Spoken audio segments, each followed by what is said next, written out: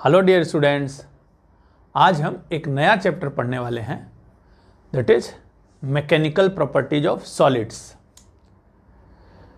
या इस चैप्टर को सीधे सीधे आप इलास्टिसिटी के नाम से जान सकते हैं। ये चैप्टर थर्मल एक्सपेंशन के जस्ट बाद हम लोग इसलिए पढ़ रहे हैं क्योंकि इस चैप्टर के कॉन्सेप्ट्स यूज करके थर्मल एक्सपेंशन वाले चैप्टर में बहुत सारे क्वेश्चंस पूछे जाते हैं। For example, Young's modulus of elasticity एक पैरामीटर है इसी चैप्टर में, जिसको यूज करके जो वर्कशीट मैं आपसे डिस्कस करने वाला हूं 18 क्वेश्चंस का थर्मल एक्सपेंशन का, उसमें 7 to 8 क्वेश्चंस जो है इस चैप्टर के कॉन्सेप्ट के हैं, यानी यंग्स मॉडुलस ऑफ इलास्टिसिटी पे बेस्ड है। तो वो हम तब तक नहीं कर सकते जब तक ये चैप्टर नहीं पढ़ लेंगे। और ये अपने आप में एक चैप्टर तो है ही, चाहे जेई मेन या नीट या फिर जेई एडवांस के किसी भी क्वेश्चन बैंक में, यानी तीनों में से कोई भी क्वेश्चन बैंक में, ये एक सेपरेट चैप्टर है। मैकेनिकल प्रॉपर्टीज ऑफ मैटर या मैकेनिकल प्रॉपर्टीज ऑफ सॉलिड्स या इलास्टिसिटी के नाम से। जैसे बात करें अगर एनसीईआरटी की, तो एनसीईआरटी में ये चैप्टर जो है 9 नंबर है, चैप्टर नंबर 9 एनसीईआरटी में, ठीक है। और यदि एचसीवी की बात करें तो एचसीवी में चैप्टर 14 है, मैकेनिकल प्रॉपर्टीज ऑफ मैटर के नाम से, जिसमें मैकेनिकल प्रॉपर्टीज ऑफ सॉलिड्स भी दिया गया है, मैकेनिकल प्रॉपर्टीज ऑफ लिक्विड्स भी दिया गया है। Mechanical properties of solids and liquids दोनों इस चैप्टर में है, तो इसलिए इस चैप्टर का नाम उन्होंने रखा है मैकेनिकल प्रॉपर्टीज ऑफ मैटर। हम लोग मैकेनिकल प्रॉपर्टीज ऑफ लिक्विड्स कहां पढ़ने वाले हैं? फ्लूइड मैकेनिक्स में। Fluid mechanics is another chapter of class 11th only, जो एक सेपरेट चैप्टर है, उसको भी हम लोग अलग से पढ़ने वाले हैं। तो वो फ्लूइड मैकेनिक्स में हम लोग लिक्विड्स की प्रॉपर्टीज पढ़ेंगे। तो ये हमने इसलिए बता दिया कि अगर फर्दर आप कुछ और क्वेश्चंस प्रैक्टिस करना चाहते हैं हमारी वर्कशीट के बाद, तो पहले हम लोग ये पढ़ेंगे इलास्टिसिटी, देन इसकी वर्कशीट करेंगे। 2 लेक्चर का ये चैप्टर है, आज और अगली क्लास में it will be finish. Then we will do a worksheet on elasticity, this chapter, based on this chapter.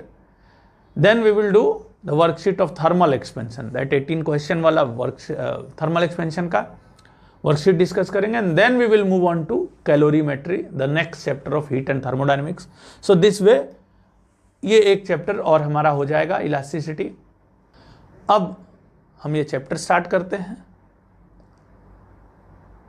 तो सबसे पहले ये बताइए कि मैटर के कितने स्टेट्स होते हैं? तो आप कहेंगे 3, सॉलिड, लिक्विड एंड गैस।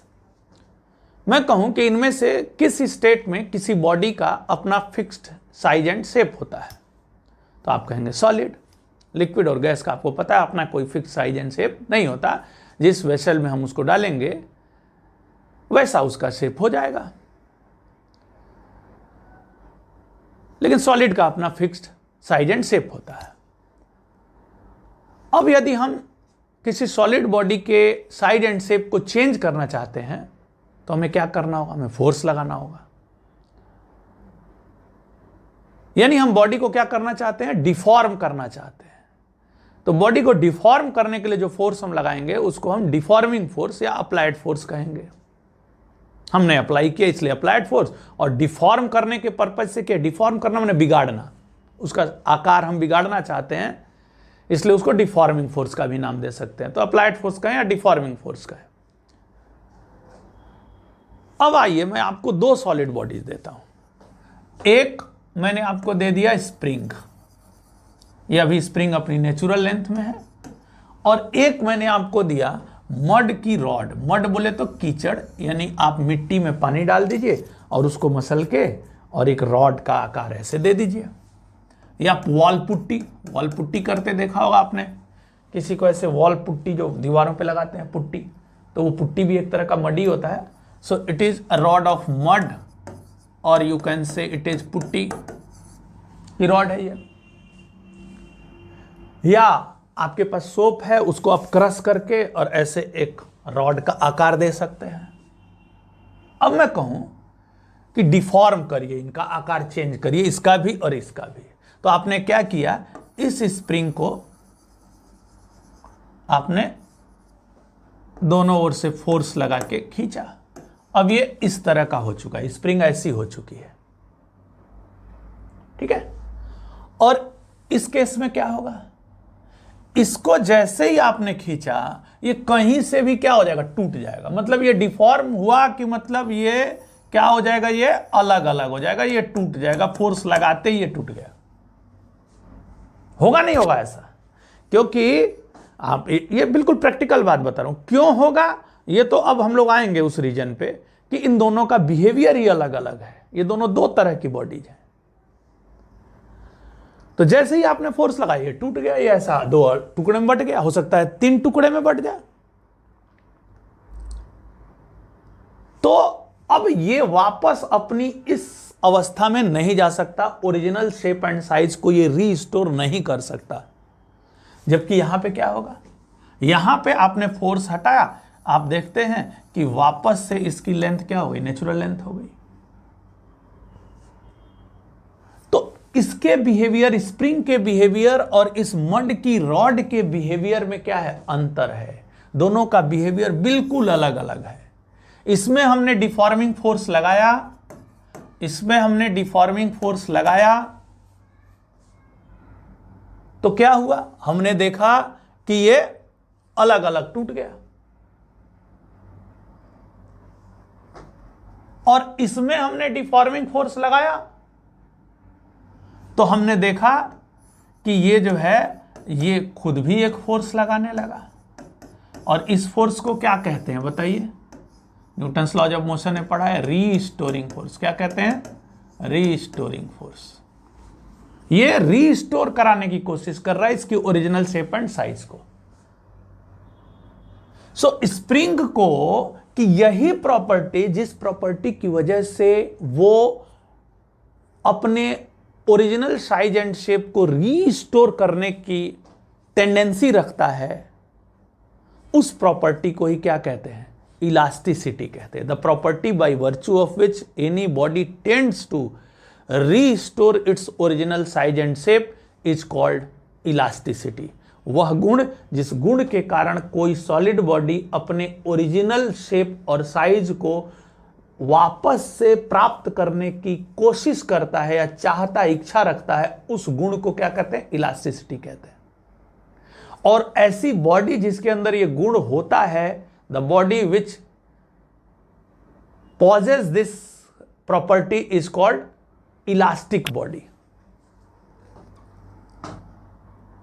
यहां पे क्या हो रहा है, वह बॉडी जिस पे हम जब डिफॉर्मिंग फोर्स लगाते हैं तो उसमें जो डिफॉर्मेशन होता है वो परमानेंटली हो जाता है, परमानेंट डिफॉर्मेशन हो जाता है, उसका आकार हमेशा के लिए बिगड़ जाता है।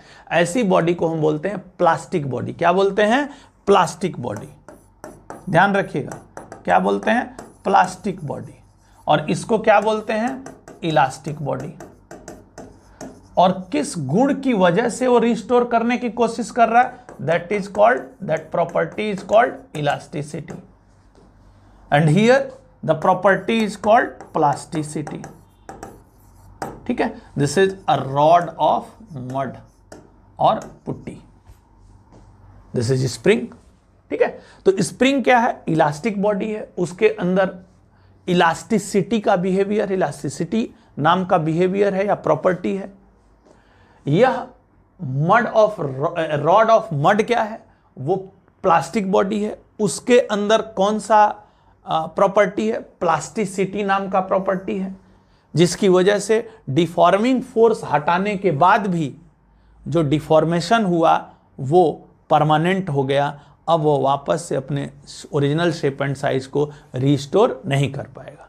ठीक है, so just note it down for example, this is an example of elastic body and this is an example of plastic body, and let us see now the definition of elasticity जो हमें पढ़ना है इस chapter में। we have nothing to do with plasticity और plastic body further। अब हमको plasticity या plastic body से कोई लेना देना नहीं है, हमको elastic body या elasticity करना है इस चैप्टर में, पूरे चैप्टर में। लेकिन जान लेना था कि भाई सॉलिड बॉडी जरूरी नहीं कि सिर्फ इलास्टिक ही हो, प्लास्टिक भी होता है। अब इलास्टिसिटी जो बिहेवियर है जिसको फर्दर में डिटेल में पढ़ना है, उसमें हम जानेंगे कि किसी बॉडी में ज्यादा इलास्टिसिटी होती है, कोई बॉडी कम इलास्टिक होता है, कोई ज्यादा इलास्टिक होता है, किसी में इलास्टिसिटी ज्यादा होता है, किसी में इलास्टिसिटी कम होता है। पहले हम ये जानते हैं कि इलास्टिसिटी जो प्रॉपर्टी इसकी डेफिनेशन क्या है, कैसे इसको डिफाइन करेंगे। सो इलास्टिसिटी, इसको डिफाइन ऐसे करेंगे कि it is the property by virtue of विच, यानी जिसके द्वारा, बाय वर्च्यू ऑफ विच, जिसकी वजह से any body, any in fact solid body tends to, चाहती है, टेंड्स टू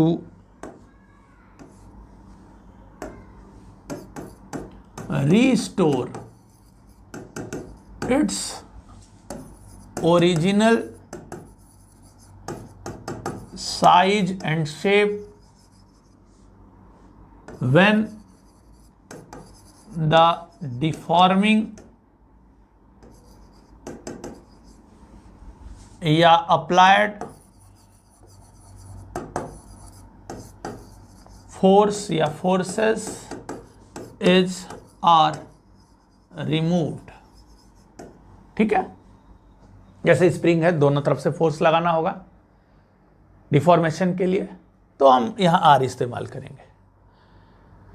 तो जब डिफॉर्मिंग फोर्स या फोर्सेस रिलीज कर दिए जाते हैं या हटा दिए जाते हैं, रिमूव कर दिए जाते हैं, उसके बाद से वो वही गुण है इलास्टिसिटी वाला, जिसकी वजह से वो बॉडी अपने ओरिजिनल साइज एंड शेप को क्या करना चाहता है, रिस्टोर करना चाहता है। ठीक है, तो इस प्रॉपर्टी को हम क्या कहते हैं, इस प्रॉपर्टी को इलास्टिसिटी कहते हैं। And the deformation caused, the deformation caused, जो डिफॉर्मेशन हुआ, जैसे आपने फोर्स लगा के डिफॉर्म किया था, अब आपने फोर्स हटाया, वापस से ओरिजिनल साइज एंड शेप आ गया उसका। तो जो डिफॉर्मेशन हुआ था फोर्स लगाए रहने पे, अप्लाइड फोर्स जब था उस समय जो डिफॉर्मेशन हुआ था, the deformation caused is called, उसको हम क्या कहते हैं, इलास्टिक डिफॉर्मेशन। इलास्टिक, ये टर्म से आप ध्यान रखिएगा, न्यूमेरिकल्स में सब काम आएगा, इलास्टिक डिफॉर्मेशन। ठीक है, और जो बॉडी है, the body having this property, the body having this property, यानी दिस प्रॉपर्टी बोले तो the property of elasticity, this property is called elastic body. ठीक है, is called elastic body. So this is the definition of elasticity, note it down. अब आइए हम जानेंगे stress and strain के बारे में, कि स्ट्रेस क्या होता है और स्ट्रेन क्या होता है। ठीक है, तो पहले हम जानते हैं स्ट्रेस, व्हाट इज स्ट्रेस। ठीक है, देखिए, जब भी हम किसी सॉलिड बॉडी पे ऐसे फोर्स लगाते हैं कि वो बॉडी इक्विलिब्रियम में हो, यानी उसके ऊपर नेट फोर्स क्या हो, जीरो हो, तब वो बॉडी में डिफॉर्मेशन होता है। यानी यदि ये पेन है, इसका कुछ मास है, यदि इस पे मैं सिर्फ एक तरफ से फोर्स लगाऊंगा फिर तो ये एक्सेलरेट हो जाएगा। नेट फोर्स यदि एक तरफ से लगा दूं, यही नेट फोर्स हो जाए, तो फिर तो ये एक्सेलरेट हो जाएगा। और यदि इधर से भी इक्वल एंड अपोजिट फोर्स लगाऊंगा तो नेट फोर्स क्या होगा, जीरो होगा। In that case only it will be deformed. चाहे अब हम पुलिंग फोर्स लगाएं, चाहे पुशिंग फोर्स लगाएं। पुलिंग फोर्स लगाएंगे, इसकी लेंथ बढ़ेगी, पुशिंग फोर्स लगाएंगे, लेंथ कम होगी, यानी कॉन्ट्रैक्ट होगा। तो when we apply force on a solid body in such a manner that the body is in equilibrium, then the body gets deformed. तब बॉडी में क्या होता है, डिफॉर्मेशन होता है। यदि नेट फोर्स जीरो नहीं होगा तो क्या होगा, तो बॉडी में एक्सेलरेशन होगा, डिफॉर्मेशन नहीं, एक्सेलरेशन होगा। तो ये ध्यान रखना है कि बॉडी में डिफॉर्मेशन के लिए नेट फोर्स बॉडी पे क्या होना चाहिए, जीरो होना चाहिए। अब वो डिफॉर्मेशन किस एक्सटेंट का होगा, किस हद का होगा। जैसे इस पेन पे मैं लगाऊं तो डिफॉर्मेशन इज नॉट नोटिसेबल, यानी हम इसको देख नहीं पाएंगे, डिफॉर्मेशन बहुत कम होगा। जबकि एक स्प्रिंग पे लगाएं साफ साफ दिखता है डिफॉर्मेशन, अभी जो एग्जांपल किया हम लोगों ने। कुछ ऐसी भी बॉडीज हैं जिनमें डिफॉर्मेशन परमानेंट हो जाएगा, तो वो अब हम लोगों को नहीं पढ़ना, उसको हटा दीजिए। अब सिर्फ हम लोग इलास्टिक बॉडीज के बारे में डिस्कस करने वाले हैं। तो the deformation is to which extent depends upon the material of the body and the magnitude of deforming force, कि कितना फोर्स लगा रहे हैं और किस बॉडी पे लगा रहे हैं। तो दो बातें मैंने बताई आपको कि जब हम अप्लाई करते हैं फोर्स इस तरह से कि body is in equilibrium, body is in equilibrium, तब क्या होता है, यानी forces are applied on a body such that the body is in equilibrium, then the body gets deformed. ठीक है, डिफॉर्मेशन यानी एक्सटेंट ऑफ डिफॉर्मेशन, कि कितना डिफॉर्मेशन हो रहा है, एक्सटेंट ऑफ डिफॉर्मेशन, डिफॉर्मेशन किस हद का हो रहा है, depends upon material of body, material of the body, and दूसरा magnitude of the deforming force या फोर्सेस। ठीक है, तो ये दो बातों पे डिपेंड करेगा। फटाफट आप नोट करिए वीडियो पॉज करके। नाउ सी, हम पढ़ रहे हैं स्ट्रेस। अब देखिए कि मान लीजिए ये कोई रॉड है, एग्जाम्पल के तौर पे बता रहा हूं। अब इस पे मैंने फोर्स लगाया इधर से और इधर से, बराबर लगाना है इसलिए क्योंकि ये इक्विलिब्रियम में होना चाहिए, नेट फोर्स 0 होना चाहिए। अब मैंने फोर्स लगाया तो होगा क्या कि इसकी, हम इलास्टिक बॉडी अब डिस्कस करेंगे, प्लास्टिक की बात छोड़ दीजिए। तो क्या होगा कि इसकी लेंथ कुछ बढ़ गई, यानी ये रॉड क्या हो गई, इलोंगेट हो गई, ऐसे होगा। अब इसमें कुछ रीस्टोरिंग फोर्स जनरेट होगा। अब देखिए स्प्रिंग के केस में और रिस्टोरिंग फोर्स साफ साफ kx आपको पता है, रॉड के केस में कितना होगा वो नहीं पता है, लेकिन एक बात जरूर है कि जितना अप्लाइड फोर्स होता है रिस्टोरिंग फोर्स उतना ही होता है। लाइक यहां पे एक पतली सी लेयर ले लीजिए, बिल्कुल पतली सी लेयर।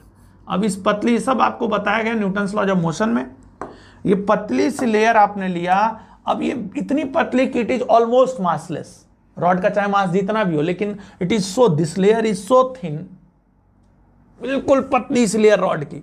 तो उस पे नेट फोर्स क्या, इस पतली सी लेयर को यदि मैं अलग से बनाऊं तो इस पे नेट फोर्स क्या होना चाहिए, 0 होना चाहिए। नेट फोर्स इस पे क्या होना चाहिए, 0 होना चाहिए।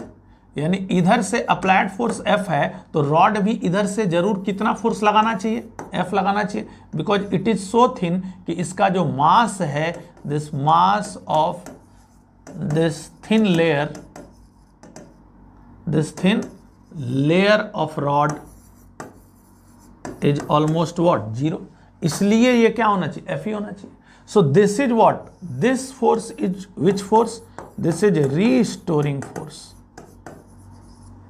and this is applied force। तो जब भी हम किसी बॉडी को डिफॉर्म करने के लिए फोर्स लगाते हैं, यानी अप्लाइड फोर्स, तो रीस्टोरिंग फोर्स जनरेट होता है। And restoring force, you always remember that restoring force is always equal to, यानी restoring force is equal to applied force. Restoring force is equal to applied force. Got it? ठीक है, अब देखिए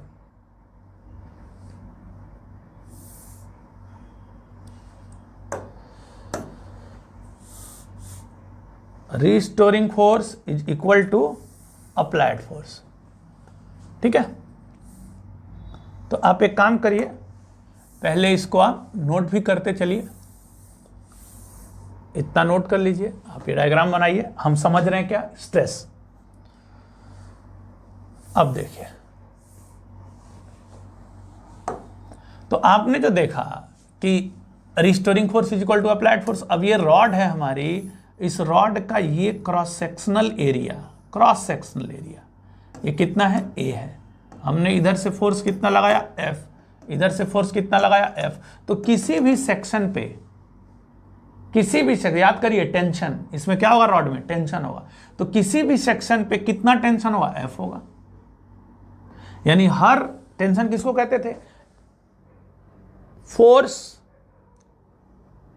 with which any part of body pulls the adjacent part towards itself. वह बल जिस बल से किसी वस्तु का एक हिस्सा अपने बगल वाले को अपनी ओर खींचता है।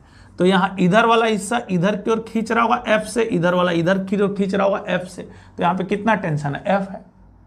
So this F is which force, अंदर वाला जो है ये तो बॉडी के अंदर है, तो this is restoring force. This is applied force तो सिर्फ दो जगह, यहां और यहां, बाकी सारे फोर्सेस कैसे फोर्स है, रीस्टोरिंग, जो अंदर है।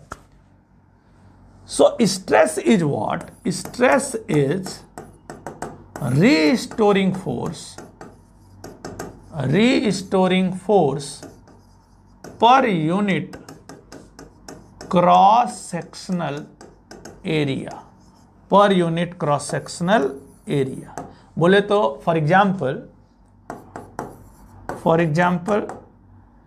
हियर बोले तो ये जो डायग्राम बना हुआ है यहां पे स्ट्रेस इज इक्वल टू कितना हो जाएगा बताइए, एफ अपॉन ए। यानी इस एग्जाम्पल के करस्पॉन्डिंग में स्ट्रेस लिख दिया, एफ अपॉन ए। ये भी एफ होगा, ये भी एफ होगा, कहीं पे भी एफ ही होगा, यहां भी सेक्शन लेंगे, ये एफ होगा, ये एफ होगा। So these forces are which force, these all are, चाहे हो, ये सभी कैसे फोर्सेज हैं, रीस्टोरिंग फोर्स है ना। और ये कौन सा फोर्स है भाई, ये अप्लाइड फोर्स। ये कौन सा फोर्स है जी, अप्लाइड फोर्स। ठीक है, तो restoring force per unit cross sectional area, और हर बॉडी का कुछ ना कुछ क्रॉस सेक्शनल एरिया तो होगा ही, वो तो सिचुएशन पे डिपेंड करेगा कितना क्रॉस सेक्शनल एरिया है। तो फोर्स लगेगा, फोर्स दिख रहा है, क्रॉस सेक्शनल एरिया, तो force divided by cross sectional area, which force, restoring force, mind you. But restoring force सीधे सीधे भैया अंदर इतना सोचने का जरूरत नहीं रहेगा, आप सीधे सीधे क्या लिखिए, अप्लाइड फोर्स। क्योंकि कैसे अप्लाइड फोर्स रीस्टोरिंग फोर्स के बराबर क्यों होता है वो मैंने आपको समझाया कि एक पतली सी लेयर लीजिए लास्ट में, जहां फोर्स लगाया गया है वहीं पे बॉडी का, जिस बॉडी पे लगाया उसका एक पतला सा लेयर लीजिए, तो जितना अप्लाइड फोर्स है उतना ही रीस्टोरिंग फोर्स होना चाहिए, क्योंकि उस पतला सा लेयर जो है that is almost massless, massless body पे नेट फोर्स हमेशा क्या होना चाहिए, जीरो होना चाहिए। तो एसआई यूनिट की अगर हम बात करें, एसआई यूनिट ऑफ स्ट्रेस, तो आप बनाइए एसआई यूनिट। क्या होगा एसआई यूनिट बताइए, फोर्स है तो न्यूटन होगा, और नीचे क्या है, एरिया है तो मीटर स्क्वायर होगा। यानी हम कहेंगे न्यूटन पर मीटर स्क्वायर, जिसको आप और क्या कह सकते हैं, पास्कल कह सकते हैं, है ना, PA, pascal. So this is SI unit of stress. So stress is what? Stress is restoring force per unit cross sectional area। यद्यपि सीधे applied force per unit cross sectional area भी कह सकते थे, लेकिन डेफिनेशन ऐसा बोलेंगे तो गलत हो जाएगा। क्यों कह सकते थे, क्योंकि हमें पता है कि रिस्टोरिंग फोर्स अप्लाइड फोर्स के बराबर ही होता है। क्यों होता है वो भी मैंने बताया। तो अब आप इसको नोट कर लीजिए फटाफट, दिस इज स्ट्रेस।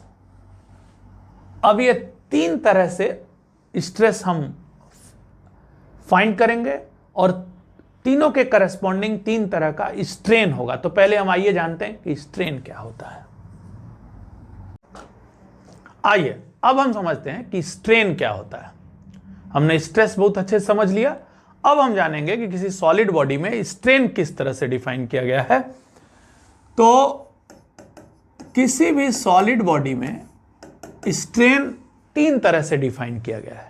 यानी यदि किसी सॉलिड बॉडी को डिफॉर्म करने के लिए हम डिफॉर्मिंग फोर्स लगाते हैं तो बॉडी 3 तरह से अपने डायमेंशंस चेंज कर सकती है। इसको समझने के लिए आइए पहले हम एक एग्जाम्पल के तौर पे एक सॉलिड सिलेंडर लेते हैं। मैंने ये सॉलिड सिलेंडर ले लिया, इसकी लेंथ L है मान लेते हैं। अब हमने इस पे पुलिंग फोर्स लगाया और इस सिलेंडर की लेंथ हमने क्या की, बढ़ा दी। ऐसे फोर्स लगाया और सिलेंडर की लेंथ जो है वो L प्लस डेल्टा L हो गई, यानी लेंथ क्या हो गई, बढ़ गई। अच्छा, एक बात आपके मन में जो डाउट के रूप में अभी आ रही होगी वो ये कि sir what about cross sectional area. तो बेशक चूंकि डेंसिटी मटेरियल का वही है, ये सॉलिड सिलेंडर है, डेंसिटी इसके मटेरियल का यहां भी वही है क्योंकि टेम्परेचर चेंज नहीं हुआ है, तो डेफिनेटली वॉल्यूम भी वही रहना चाहिए क्योंकि मास भी वही है। तो mass upon volume is equal to density, density और मास सेम है तो वॉल्यूम भी वही रहना चाहिए। यानी कुल मिला के क्रॉस सेक्शनल एरिया क्या होना चाहिए, कम होना चाहिए क्योंकि लेंथ क्या हुआ है, इंक्रीज हुआ है। तो length into cross sectional area same होना चाहिए। लेकिन चूंकि लेंथ में इंक्रीमेंट बहुत ज्यादा नहीं है, एक जो ये डिफॉर्मेशन है वो स्मॉल है, यानी बहुत ज्यादा नहीं है, इस वजह से हम क्रॉस सेक्शनल एरिया के चेंज को क्या कर रहे हैं, अभी इग्नोर कर रहे हैं। आगे चल के पॉइजन्स रेशियो बोल के हम इसको भी जानेंगे कि क्या रेशियो होता है, किस रेशियो में लॉन्गिट्यूडनल और क्रॉस सेक्शनल डायमेंशंस चेंज होती हैं। फिलहाल क्रॉस सेक्शनल एरिया ऑलमोस्ट वही रहता है, यानी अगर यहाँ A है तो यहाँ भी क्रॉस सेक्शनल एरिया ऑलमोस्ट क्या रहता है, A ही रहता है। अब इन दो फोर्सेस के देखिए इक्विलिब्रियम में बॉडी होना चाहिए, तभी इक्वल एंड अपोजिट फोर्स लगाना जरूरी है। इक्विलिब्रियम होगा तो ही डिफॉर्मेशन होगा, नहीं तो फिर तो एक्सेलरेशन हो जाएगा। तो इस सिचुएशन के करस्पॉन्डिंग जो इसमें स्ट्रेस जनरेट होगा that will B tensile stress. यहां पे क्या होगा, टेंसाइल स्ट्रेस होगा, tensile stress. And this tensile stress इसलिए क्योंकि इस समय इस सिलेंडर में क्या है, टेंशन है, यानी हर एक पार्ट अपने बगल वाले को अपनी ओर खींच रहा है। तो रीस्टोरिंग फोर्स पुलिंग नेचर का है और टेंसाइल स्ट्रेस का वैल्यू पूछूं तो क्या कहेंगे आप, F अपॉन A, क्योंकि रीस्टोरिंग फोर्स तो अप्लाइड फोर्स के बराबर होता है। अगर मान लीजिए हमने कुछ ऐसा किया होता कि इसको पुल करने की बजाय हमने पुश किया होता लाइक दिस, यानी ऐसा F और ऐसा फोर्स लगाया होता,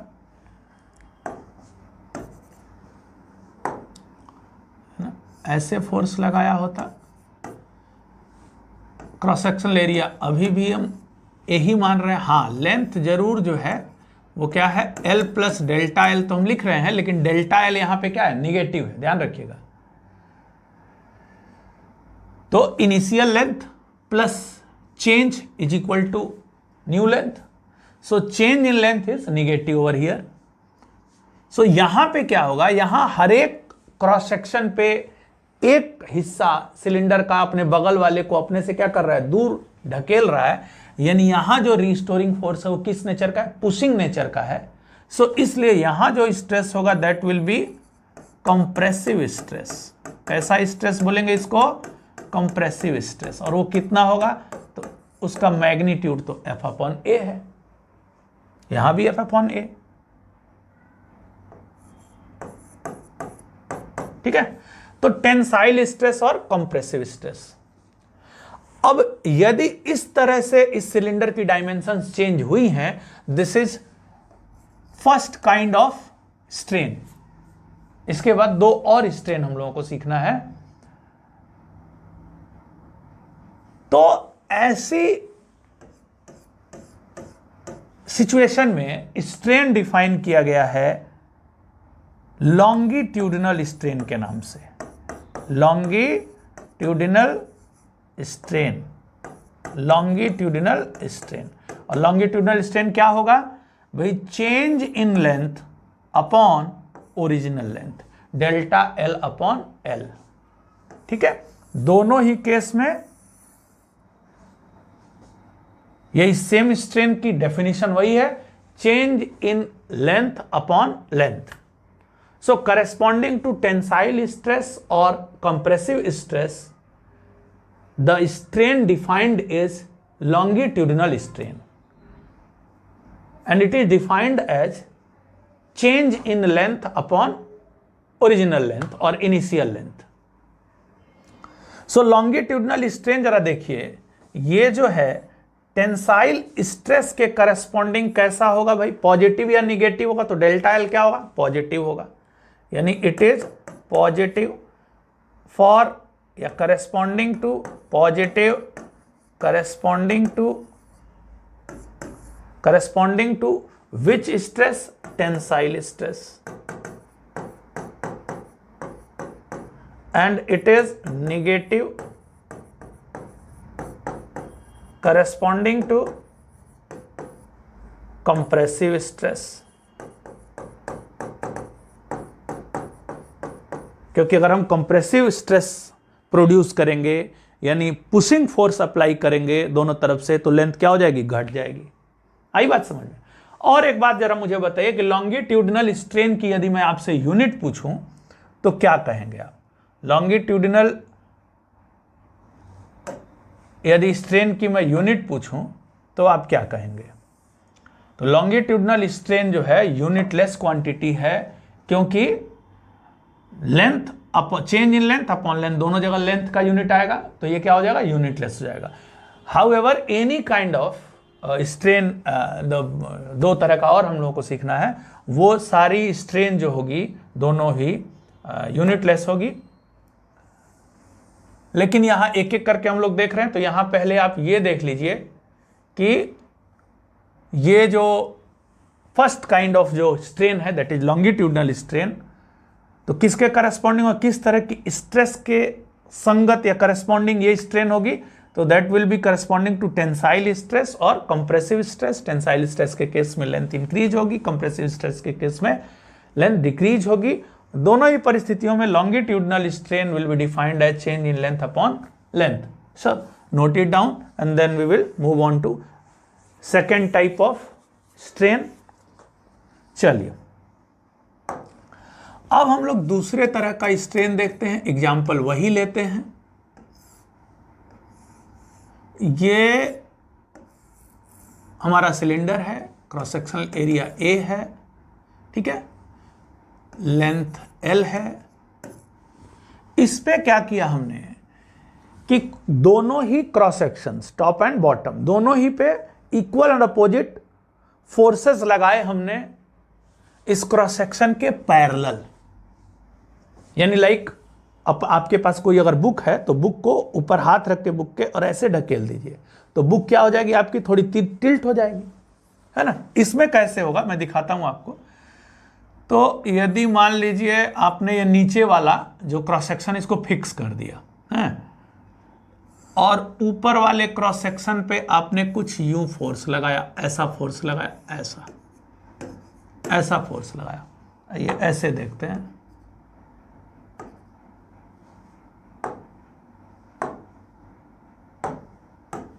यहां आपने फोर्स ऐसे लगाया, एफ फोर्स लगाया, यहां भी आपने एफ फोर्स लगाया। होगा क्या, ऐसा होगा कि ये जो दोनों ही क्रॉस सेक्शंस हैं इनमें एक रिलेटिव डिस्प्लेसमेंट होगा। रिलेटिव डिस्प्लेसमेंट बोले तो इस नीचे वाले के रेस्पेक्ट में, है ना, ये ऊपर वाला जो है क्रॉस सेक्शन कुछ ऐसे हो जाएगा,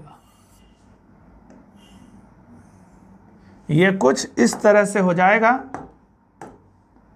यानी यहां हमने ऐसे फोर्स लगाया, यहां हमने ऐसे फोर्स लगाया। देखिए अभी भी इक्विलिब्रियम है क्योंकि नेट फोर्स इस सिलेंडर के ऊपर क्या है, 0 है। इक्वल अपोजिट दो फोर्सेस लगाए हुए हैं। लेंथ आपको पता है इसकी L है जो कि यहां पे है, तो यहां पे भी लेंथ L ही है। अब यहां पे हुआ क्या है, तो दोनों क्रॉस सेक्शंस में रिलेटिव डिस्प्लेसमेंट हुआ। नहीं, एक क्रॉस सेक्शन के रेस्पेक्ट में, इसके रेस्पेक्ट में नीचे वाला क्रॉस सेक्शन इधर लेफ्ट गया है और नीचे वाले के रेस्पेक्ट में राइट वाला, ऊपर टॉप वाला क्रॉस सेक्शन राइट गया है। तो अब इस केस में जो स्ट्रेस है ना, मैंने पहले ही कह रखा है कि cross section will not change, almost remain same. So यहां पे जो स्ट्रेस डिफाइंड है, स्ट्रेस को जो नाम दिया गया है, stress is what, deforming force, sorry restoring force per unit cross sectional area. So here the stress is named as shearing stress. What? Shearing stress. So shearing stress is equal to what? Force. Which force? Restoring force. आपको ध्यान होना चाहिए यहाँ पे कैसे restoring force find करेंगे आप। तो यहाँ पे एक पतली सी लेयर ले लीजिए ऊपर की। अब इस पे इधर F फोर्स लगा और इतनी पतली कि that is almost what? massless. So net force इस पे 0 होना चाहिए। वैसे तो पूरे पे नेट फोर्स 0 है, लेकिन हमने आपको सिखाया कि पतली सी लेयर लीजिए, that is almost massless, net force 0 होना चाहिए, तो ताकि आपका ये जो सिलेंडर है इसका शेप एंड साइज भी चेंज ना हो, इनफाइनेटिसिमली थिन, यानी इतना थिन कि उससे सिलेंडर के मास, वॉल्यूम, ये सब पे कोई इफेक्ट ना पड़े। तो इतनी पतली लेयर लिया तो नीचे से जो फोर्स लगेगा that will be what, F equivalent point होगा वो। तो कहीं पे भी अगर आप लेते हैं, जैसे इतना बना लिया आपने, इसको भी इक्विलिब्रियम में रहना है। मान लीजिए इसको काट दिया यहां से, ऐसे यहां तक का आप कंसीडर कर रहे हैं, तो इस पे F लगा है तो यहां भी कितना लगेगा, F लगेगा। सो ये जो अंदर के जो फोर्सेज होंगे, ये फोर्सेज, ये कैसे फोर्सेज कहलाएंगे, ये कहलाएंगे रीस्टोरिंग फोर्सेस। और ये कौन सा फोर्स कहलाएगा, अप्लाइड फोर्स कहलाएगा, जो बाहर से लगा, जो हमने लगाया है, अप्लाइड फोर्स या डिफॉर्मिंग फोर्स। ठीक है, तो आइए शियरिंग स्ट्रेस यहां डिफाइन किया गया, स्ट्रेस को शियरिंग स्ट्रेस का नाम दिया है, that is F upon A। अब जो है, जो इस शियरिंग स्ट्रेस के करस्पॉन्डिंग जो स्ट्रेन डिफाइंड है, that strain is defined as shearing strain, and shearing strain is defined as, say this displacement is x, what, x, and this length तो आपको पता ही है पहले से कि ये तो L ही है ना। तो अरे अब इतना दिमाग नहीं लगाना कि ये सर ये तो थोड़ा नीचे आएगा, तिरछा होगा तो थोड़ा सा ये लेंथ जो है कम होगा, नीचे आएगा। ये बेशक ये जब ये ऐसे डिफॉर्म होगा तो ये इससे थोड़ा नीचे आएगा, उसको आप नेग्लेक्ट करिए। ये लेंथ ऑलमोस्ट क्या है, L ही है। और शियरिंग स्ट्रेन कुछ इस तरह से डिफाइंड है, कैसे डिफाइंड है, tan theta, shearing strain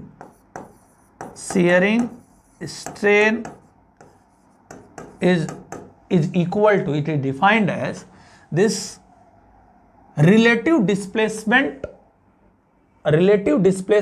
of the two cross sections, relative displacement of the two cross sections divided by perpendicular distance between the two cross sections, x upon L। इस तरह से शियरिंग स्ट्रेन डिफाइंड है। अब बताइए x upon L क्या होगा, so it will be what, tan theta. और आपको पता है कि for small theta tan theta is almost equal to theta, but ध्यान रखिएगा theta must be in radian, in radian. 10 degree तक के लिए, यानी वैसे कहां तक हमने स्मॉल बताया आपको, कहां तक, किस एंगल तक स्मॉल ले सकते हैं, अप टू 5 डिग्री। लेकिन ऐसे बता रहा हूं कि मैथमेटिकल वैल्यू जो है, न्यूमेरिक वैल्यू, यदि tan थीटा और थीटा की हम कंपेयर करें तो अप टू 10 डिग्री, अगर ये थीटा 10 डिग्री होगा तो tan थीटा और थीटा में 1% का डिफरेंस आएगा। अब 5 डिग्री तक तो ऑलमोस्ट सेम रहता है। ठीक है, तो shearing strain is defined as this x upon L, ध्यान रखिएगा, याद रहना चाहिए। So it is shearing strain. Again देखिए जरा, ये ratio of same physical quantity, this is displacement, be it relative displacement, भले ही रिलेटिव डिस्प्लेसमेंट है, between the two cross section, लेकिन इसका यूनिट क्या होगा, ऐसा यूनिट मीटर होगा और लेंथ का क्या होगा, मीटर होगा, तो मीटर अपॉन मीटर कैंसिल हो जाएगा। सो tan थीटा लिख सकते हैं इसको, और tan थीटा को हम फर्दर क्या लिख सकते हैं, थीटा फॉर स्मॉल थीटा। ये किसके लिए लिख सकते हैं भाई, for small theta. So up to, और स्मॉल ही होता है शेयरिंग स्ट्रेन, इतना नहीं आपको फोर्स लगाना है कि ये बिल्कुल ही मतलब ये यूं हो जाए हॉरिजॉन्टल। तो आप जो फोर्स लगाते हैं, क्योंकि बॉडी रिजिड होती है ना, सॉलिड बॉडी, तो उसमें आप फोर्स लगाएंगे, कई बार तो आपको नोटिसेबल होगा भी नहीं, मतलब आप नोटिस भी नहीं कर पाएंगे। लाइक अगर मान लीजिए कि आयरन का कोई सामान है, उस पर आप फोर्स लगाते हैं, थोड़ी आपको शेयरिंग स्ट्रेस की वजह से शेयरिंग स्ट्रेन जो है उसमें प्रोड्यूस होता हुआ पता चलेगा, पता नहीं चलेगा, है ना। सो लेकिन होगा, जरूर होगा। अब आइए हम तीसरे तरह का स्ट्रेन जानते हैं। So third type of strain is volume strain. Volume strain को समझने के लिए हमें पहले फ्लूइड का बिहेवियर थोड़ा सा देखना होगा कि फ्लूइड किस तरह से फोर्स अप्लाई करता है। वैसे तो फ्लूइड मैकेनिक्स एक चैप्टर है छोटा सा, उसमें हमको फ्लूइड की बहुत सारी प्रॉपर्टीज के बारे में जानना है, उसके द्वारा अप्लाइड फोर्स के बारे में बहुत डिटेल्ड में एनालिसिस करनी है। लेकिन यहां पे वॉल्यूम स्ट्रेन के कॉन्टेक्स्ट में फ्लूइड की जो प्रॉपर्टी हमको मालूम होनी चाहिए, उतनी बात मैं आपको यहां बताता हूं। तो फ्लूइड किसको कहते हैं, the state of matter which can flow is called fluid. So be it liquid और gas, it can flow, gas can also flow. So the two states of matter are called fluid. Fluid जो है वो force किसी भी body पर कैसे लगाता है, पुशिंग फोर्स या पुलिंग फोर्स, तो इसका जवाब है पुशिंग फोर्स लगाता है। यानी फ्लूइड जो है applies pushing force on any body. किसी बॉडी पर कैसा फोर्स लगाता है, पुशिंग फोर्स लगाता है, ठीक है। और अगली बात क्या है कि जब हम किसी बॉडी को किसी, मान लीजिए पानी में डाल दिया, तो उसके हर एक पॉइंट पे फोर्स लगेगा, दबाव, प्रेशर। प्रेशर की वजह से जो फोर्स होता है ना, वो पुशिंग फोर्स होता है। दबाव, प्रेशर इज ऑलवेज, प्रेशर की हिंदी क्या होती है, दाब। तो ये क्या करता है, यानी pressure, force due to pressure is always pushing force. And another property of this force is, यानी force due to a fluid on a body is, on a body is perpendicular to the surface of body. यानी हमेशा body के surface के क्या होता है, perpendicular होता है। लाइक मान लीजिए कोई बेडॉल सा इरेगुलर शेप का एक बॉडी मान लीजिए आपने पानी में डाल दिया, है ना, तो इसके हर एक सरफेस के हर एक पार्ट में फोर्स लगेगा पानी का, पानी में प्रेशर की वजह से इसे फोर्स लगेगा। तो वो फोर्स जो है कुछ यूं होगा, यहाँ पे ये ऐसा होगा, यानी हर जगह ये फोर्स सरफेस के क्या होगा, परपेंडिकुलर होगा, ऐसा परपेंडिकुलर। और ये सिर्फ लिक्विड के लिए ही नहीं है, ये गैस के लिए भी ये बात सही है, ऐसा ही फोर्स लगेगा, ठीक है। तो आप इतनी बात फ्लूइड की नोट कर लीजिए और इसको एक एग्जाम्पल के तौर पे लिख लीजिए फटाफट, इधर डायग्राम बना दीजिएगा एग्जाम्पल के तौर पे। Then we will come on to the volume strain, ठीक है। आइए अब जानते हैं वॉल्यूम स्ट्रेन। इसको समझने के लिए इस बार मैं एक स्फीयर लेता हूं, समझने में आसानी रहेगी।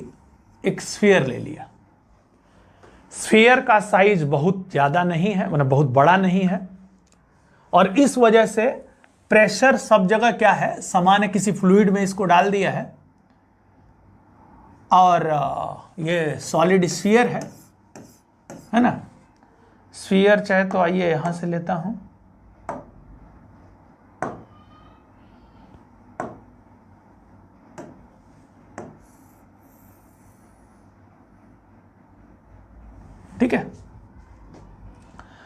तो स्फीयर ले लिया और ये सॉलिड स्फीयर है, ठीक है, ये सॉलिड स्फीयर है। और आपको एक और बात बताऊं मैं कि किसी फ्लूइड में, फॉर एग्जांपल यहाँ आप वाटर ले लीजिए या कोई भी लिक्विड, तो यहाँ प्रेशर P नॉट है एटमॉस्फेरिक प्रेशर। यदि H हाइट नीचे जाते हैं तो इस लेवल पे प्रेशर जो होता है that is P nought plus rho g h. Rho is density of the this liquid, so P nought यहाँ का प्रेशर यानी रो जी एच ये क्या है, चेंज इन प्रेशर। तो जितना गहराई में जाएंगे प्रेशर उतना बढ़ता जाएगा।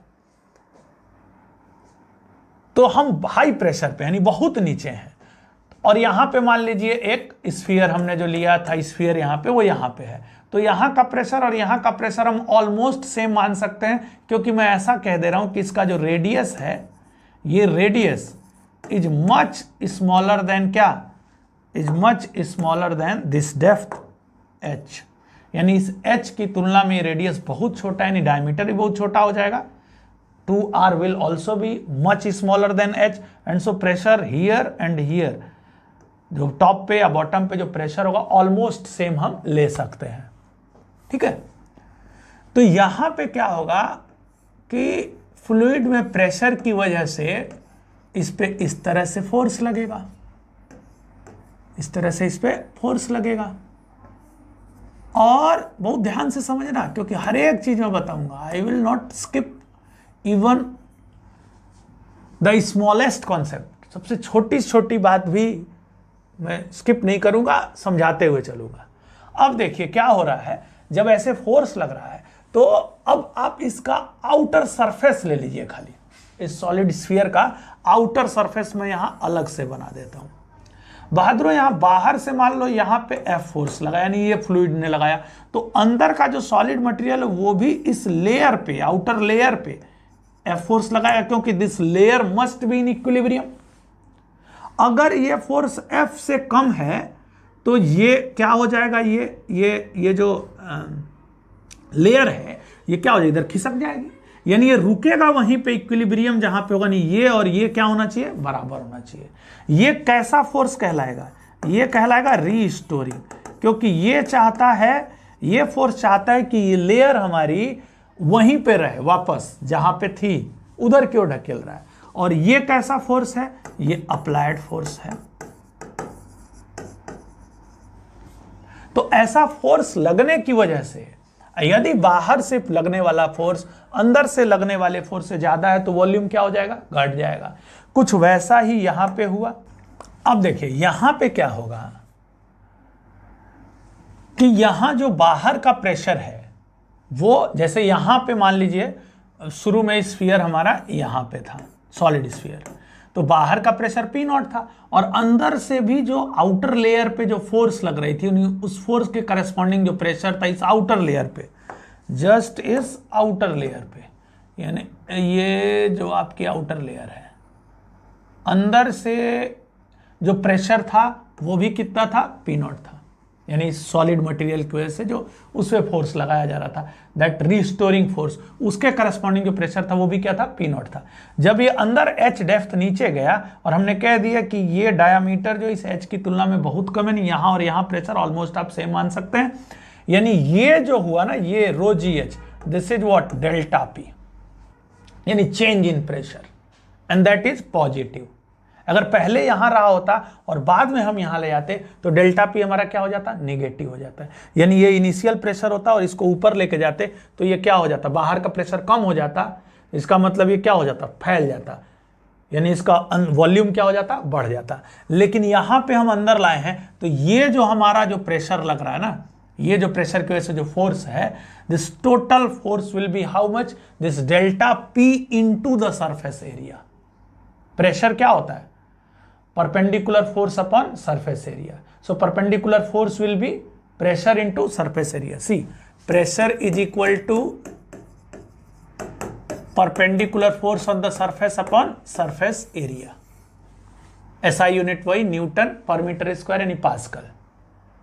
तो यहां पे हुआ क्या है, अभी क्या होगा, यानी जो प्रेशर की वजह से जो फोर्स लगा वो इसको क्या करेगा, इसके वॉल्यूम को कम कर देगा, यानी ये जो हमारा स्फीयर है ये कॉन्ट्रैक्ट हो जाएगा, और अब इसका वॉल्यूम जो कि पहले v था वो वॉल्यूम अब कितना हो गया, v प्लस डेल्टा v, इसको मैं कुछ u सेट कर दे रहा हूं, है ना।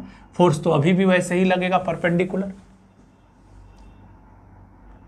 तो अब यहां पर जो स्ट्रेस डिफाइंड है, यानी force per unit cross sectional area, है ना, वो जो डिफाइंड है, कौन सा फोर्स, रीस्टोरिंग फोर्स, ध्यान रखिएगा। तो वो यहां पे डिफाइंड है किस नाम से, यहां पे वो डिफाइंड है हाइड्रोलिक स्ट्रेस के नाम से, hydraulic stress. So how hydraulic stress will be how much over here, यहां पे कितना होगा, तो यहां पहले इनिशियल यहां था, फाइनल यहां है, यानी this was initial and this is final position. So hydraulic stress over here is delta P, just delta P. Delta P is what, change in pressure. So change in pressure यहां पे कितना है, रो g H है, हालांकि मैं नहीं लिख रहा हूं, that is just change in pressure. Hydraulic stress is the excess pressure, you can से, what is it, it is excess pressure, and this excess pressure, it can be positive or negative, can be positive or negative. Here in this example, it is what, it is positive, ऐसा लिख लेंगे आप कि यहां पे इस example पे ये क्या है, पॉजिटिव। अगर नीचे ये इनिशियल होता, ये फाइनल होता, तो क्या हो जाता, ये निगेटिव हो जाता डेल्टा पी। सो जब भी चेंज इन प्रेशर हमारा, यानी एक्सेस प्रेशर जो हमारा है, जो एक्स्ट्रा प्रेशर है सराउंडिंग का, तो वो जो एक्सेस प्रेशर है वो यदि हमारा पॉजिटिव होगा तो वॉल्यूम क्या होगा, घटेगा, यानी चेंज इन वॉल्यूम क्या होगा, निगेटिव होगा, यानी डेल्टा भी क्या होगा, निगेटिव होगा। तो पहले आप इसको नोट करिए, मैं इसको फिर ऊपर करता हूं, वीडियो पॉज करके आप नोट कर लिया करिए, ठीक है। तो अब देखिए यहां पे इसके करस्पॉन्डिंग जो स्ट्रेन डिफाइंड है, that is defined as volume strain, volume strain, और इसको हम वॉल्यूमेट्रिक स्ट्रेन भी बोलते हैं, volumetric strain, and that is defined as change in volume upon initial volume, delta V upon V, and again it will be unitless. Why unitless, because delta V क्या है हमारा, change in volume, नीचे ही volume, तो metre cube per metre cube, यदि SI unit की बात करें तो यूनिटलेस तो होगा ही। अब देखिए यदि हमारा चेंज इन प्रेशर, यदि हमारा चेंज इन प्रेशर यानी excess pressure, if excess pressure यानी अंदर से जो बाहर का प्रेशर है यदि वो पॉजिटिव है, यानी आउटर लेयर पकड़ लीजिए, अंदर से जो प्रेशर लग रहा है और बाहर यानी सराउंडिंग से जो प्रेशर लग रहा है। So if excess pressure that is delta P is positive, यदि ये पॉजिटिव है यानी ज्यादा है बाहर का प्रेशर अंदर के प्रेशर से, तो डेल्टा वी क्या होगा, delta we will be what, negative, यानी वॉल्यूम घटेगा। और यदि ये निगेटिव है तो डेल्टा वी हमारा क्या होगा, पॉजिटिव होगा, यानी वॉल्यूम हमारा क्या होगा, बढ़ेगा, ठीक है। So this is third type of strain and that is what, volumetric strain, volumetric strain, ठीक है। सो इसको आप फटाफट नोट कर लीजिए। एक बार में आप देखना चाहते हैं, देखिए आपको ये है ना, इसको आप फटाफट नोट कर लीजिए। कैसे नोट करेंगे मैं बता दूं। तो प्रेशर तो आप अलग से लिख लीजिएगा। ये डायग्राम यहां एग्जाम्पल के तौर पे हमने लिया है, ये देखिए, ये यहां एक स्फीयर लिया हमने, सॉलिड स्फीयर, अंदर से भी pressure P not, outer layer बनाया ग्रीन कलर से, अंदर का प्रेशर पी नॉट, बाहर का भी प्रेशर पी नॉट। जब अंदर गया यानी एच डेप्थ नीचे, तो बेशक बाहर का प्रेशर क्या हो गया, सराउंडिंग का प्रेशर क्या हो गया, बढ़ गया, तो बाहर से लगने वाला फोर्स जो है आउटर लेयर पे वो क्या हो गया, ज्यादा हो गया अंदर की अपेक्षा, तो वो क्या हो जाएगा, कॉन्ट्रैक्ट हो जाएगा। तो इसके बाद यानी आप पहले ये बनाएंगे एंड देन आप ये बनाइएगा, जहां समझाया जा रहा है कि रीस्टोरिंग फोर्स है, अप्लाइड फोर्स है। ये हमने जो लिया है ये क्या है हमारा, बताइए, ये हमारा आउटर लेयर है, outer layer of solid sphere. बहुत अच्छे से समझ रहे हैं आप, ठीक है। अब इसके बाद यानी 1 नंबर पे ये, 2 नंबर पे ये और 3 नंबर पे आप ये डायग्राम बनाइएगा। यहां पे क्या हुआ है, प्रेशर हमारा बढ़ा है तो वॉल्यूम क्या हो गया, घट गया। आप कहेंगे V प्लस डेल्टा वी क्यों लिख रहे हैं, तो भाई डेल्टा वी हमारा क्या है, यहाँ पे निगेटिव है। और इसके बाद 4 नंबर पे आप ये लिखिएगा हाइड्रोलिक प्रेशर स्ट्रेस। यहां पे जो स्ट्रेस है इसको हम क्या कहते हैं, हाइड्रोलिक स्ट्रेस कहते हैं। और हाइड्रोलिक स्ट्रेस को आप सीधे सीधे एक्सेस प्रेशर के नाम से जान सकते हैं। कौन सा प्रेशर, एक्सेस प्रेशर। एक्सेस किससे एक्सेस, रिलेटिव टू व्हाट, माने relative to which pressure this is excess pressure, relative to the inner pressure. जो बॉडी के अंदर का जो प्रेशर है आउटर लेयर पे, उसकी तुलना में कितना एक्स्ट्रा प्रेशर सराउंडिंग की ओर से लग रहा है, that is called what, excess pressure. So excess pressure can be positive और नेगेटिव। यहां पे इस एग्जांपल में एक्सेस प्रेशर क्या है, पॉजिटिव है। अब इसके करस्पॉन्डिंग जो स्ट्रेन है वो 5 नंबर पे, दैट इज वॉल्यूम स्ट्रेन या volumetric strain, and then last में this one the excess pressure. ये बताया गया कि अगर एक्सेस प्रेशर पॉजिटिव है यानी बाहर का प्रेशर यदि अंदर के प्रेशर से ज्यादा है तो वॉल्यूम घट जाएगा। आपको भी पता है कि भाई वॉल्यूम तो घटना ही चाहिए, तो डेल्टा वी हमारा क्या है, नेगेटिव है, और यहाँ डेल्टा वी पॉजिटिव है। सब ध्यान रखिएगा कि यदि डेल्टा पी पॉजिटिव तो delta we negative, delta P negative तो डेल्टा वी पॉजिटिव। ये काम आएगा जब हम bulk modulus of elasticity define करेंगे, है ना। तो वहां आपको ये चीजें रिपीट तो कर नहीं पाऊंगा, मैं सिर्फ याद दिलाऊंगा कि देखिए आपने पढ़ा था वहां पे जब आप हाइड्रोलिक स्ट्रेस और उसके करस्पॉन्डिंग वॉल्यूमेट्रिक स्ट्रेन की बात कर रहे थे। तो hydraulic stress is also known as excess pressure, ठीक है। तो वॉल्यूमेट्रिक स्ट्रेन या वॉल्यूम स्ट्रेन के करस्पॉन्डिंग जो स्ट्रेस है उसको आप सीधे सीधे एक्सेस प्रेशर के नाम से भी जान सकते हैं, हाइड्रोलिक स्ट्रेस के अलावा, ठीक है। तो अब आइए हम आगे बढ़ते हैं। अब आइए आगे बढ़ने से पहले एक बार मैं फटाफट आपको स्ट्रेस और स्ट्रेन का रिवीजन कराता हूं कि यहां तक हम लोगों ने क्या सीखा। तो हम लोगों ने यह देखा कि स्ट्रेन कितने तरह का होता है, तो या कितने तरह से डिफाइंड है। तो आपने जाना कि स्ट्रेन 3 तरह से डिफाइंड है। पहला लॉन्गिट्यूडिनल स्ट्रेन, ठीक है, और इसके करस्पॉन्डिंग जो स्ट्रेस है वो कैसा स्ट्रेस है, वो या तो टेंसाइल स्ट्रेस है, टेंसाइल स्ट्रेस है, और या फिर कंप्रेसिव स्ट्रेस है, ठीक है, कंप्रेसिव स्ट्रेस है। लॉन्गिट्यूडिनल स्ट्रेन होता क्या है, तो ये था change in length upon original length या इनिशियल लेंथ। इसको आप कह सकते हैं fractional change in length, simply delta L upon L is fractional change in length. अब दूसरा जो स्ट्रेन था वो क्या था, वो था शियरिंग स्ट्रेन। वो क्या था, shearing strain.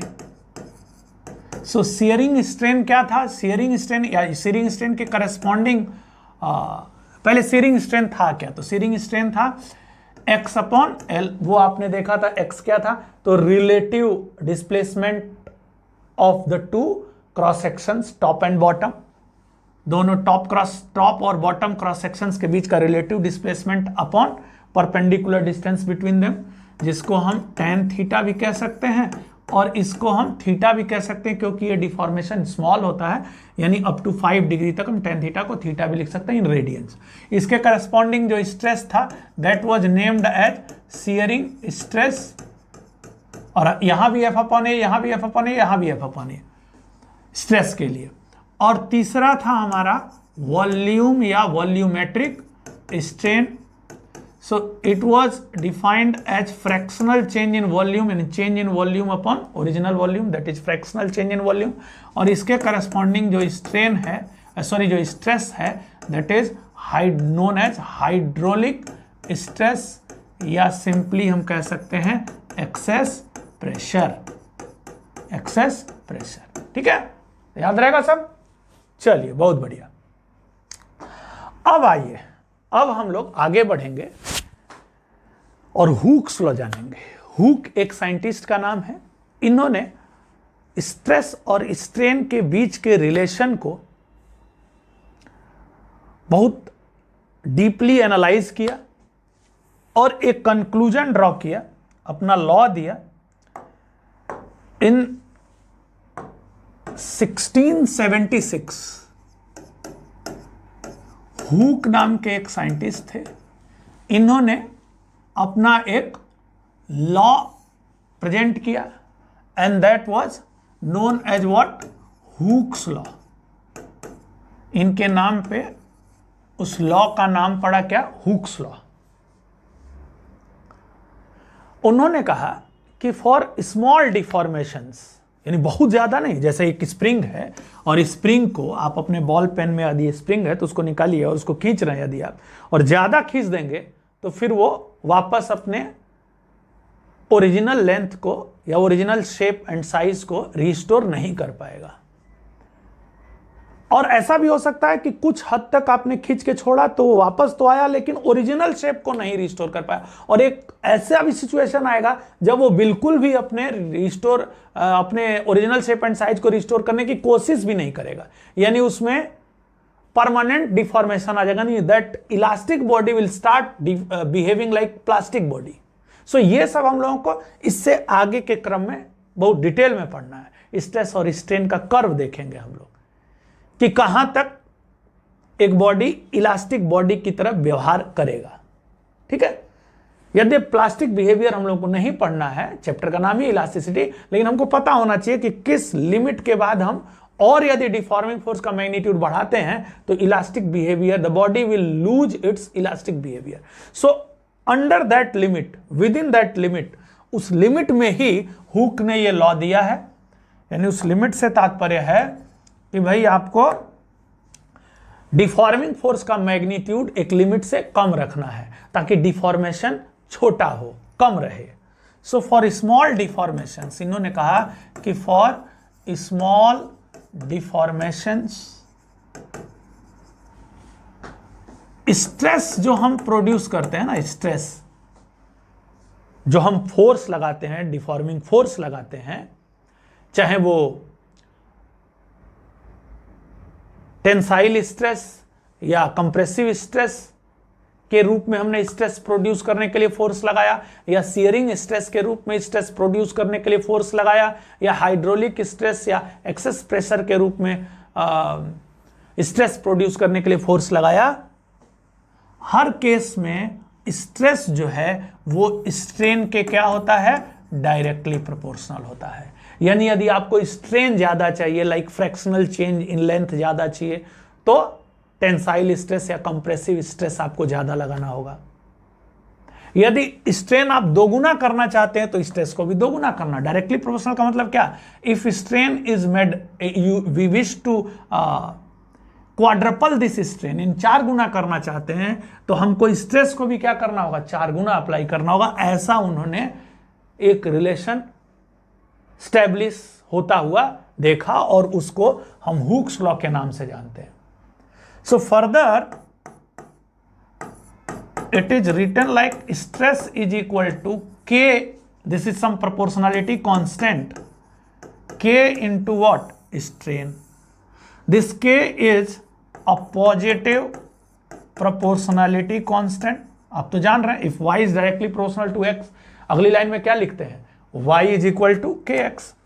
So a positive proportionality constant, a positive proportionality constant, and it is known as called, क्या कहते हैं इसको, इसको कहते हैं modulus of elasticity, modulus of elasticity.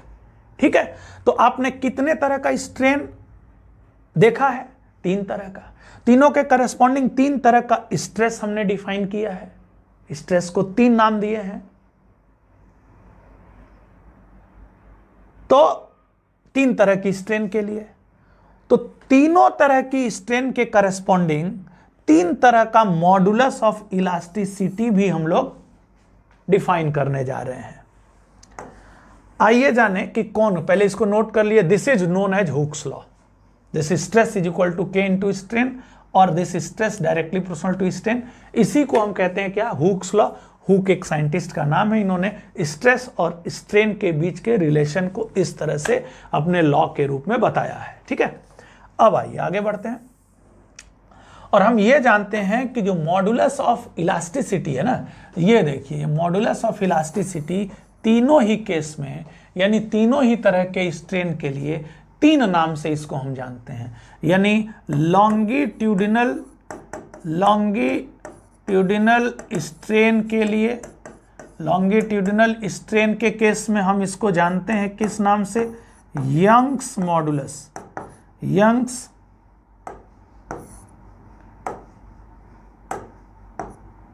इसको हम जानते हैं यंग्स मॉडुलस ऑफ इलास्टिसिटी के नाम से, यंग्स मॉडुलस ऑफ इलास्टिसिटी।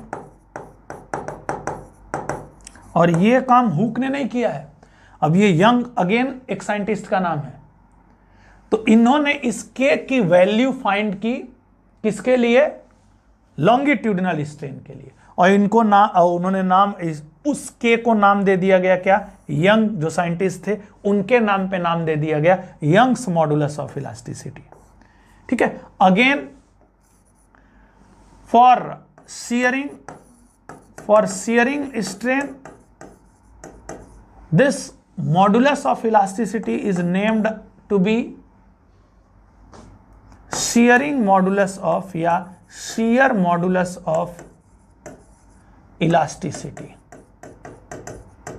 या इसी को कहते हैं कोफिशिएंट ऑफ रिजिडिटी। एक एक करके हमको बहुत डिटेल में ये सब पढ़ना है, हमको यंग्स मॉडुलस के बारे में पढ़ना है, और इसी पे तो सबसे ज्यादा क्वेश्चंस होते हैं हमारे थर्मल एक्सपेंशन वाले चैप्टर में, यंग्स मॉडुलस ऑफ इलास्टिसिटी पे।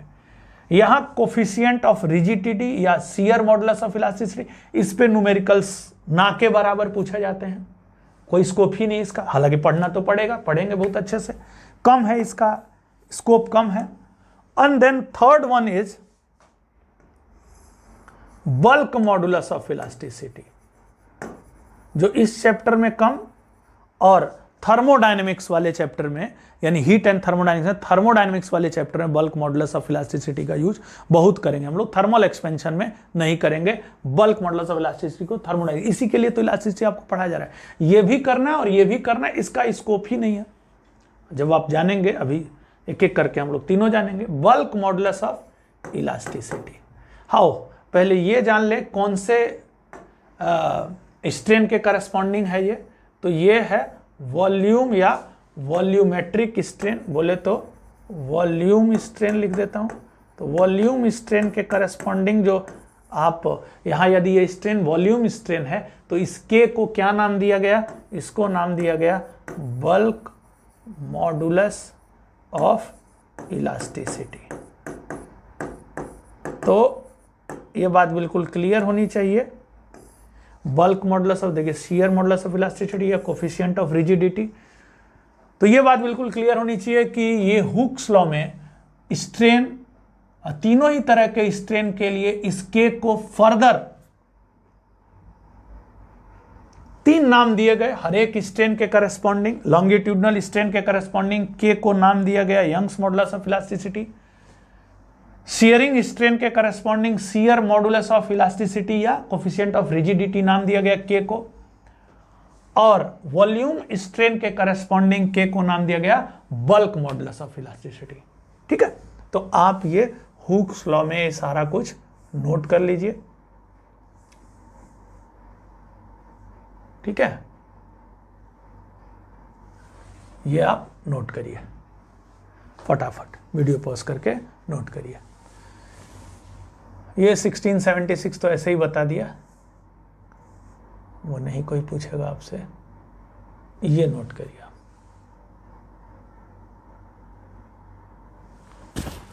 ठीक है, नोट करिए फटाफट वीडियो पॉज करके। अब हम लोग एक एक करके इन तीनों मॉडुली ऑफ इलास्टिसिटी को, यानी Young's modulus of elasticity, shear modulus of elasticity और बल्क मॉडुलस ऑफ इलास्टिसिटी, तीनों को हम लोग एक एक करके डील करेंगे।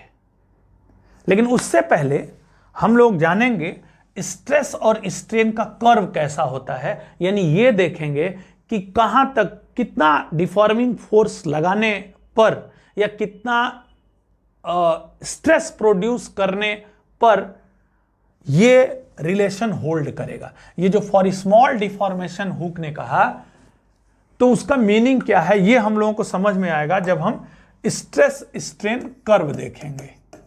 तो क्या सीखना है हम लोगों को? स्ट्रेस स्ट्रेन कर्व, यानी a graph between stress and strain.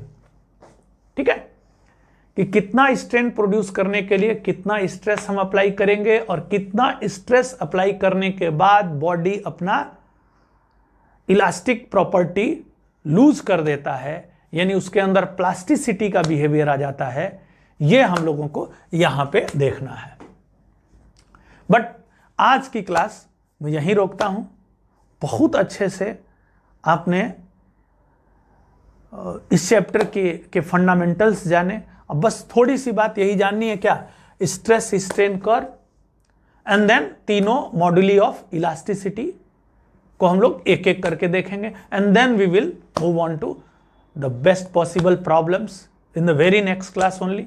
अगली क्लास में हम लोग प्रॉब्लम्स पे आ जाएंगे। ठीक है, तो बहुत अच्छे से मुझे उम्मीद है आज का लेक्चर बहुत एंजॉय किया होगा आपने। और you must not skip a single line और single term expressed in the class. जो भी बोर्ड पे लिखा गया या मेरे द्वारा बोला गया, एक लाइन को भी आप मिस नहीं करिए। Then you will be master in this chapter, that is elasticity और मैकेनिकल प्रॉपर्टीज ऑफ सॉलिड्स।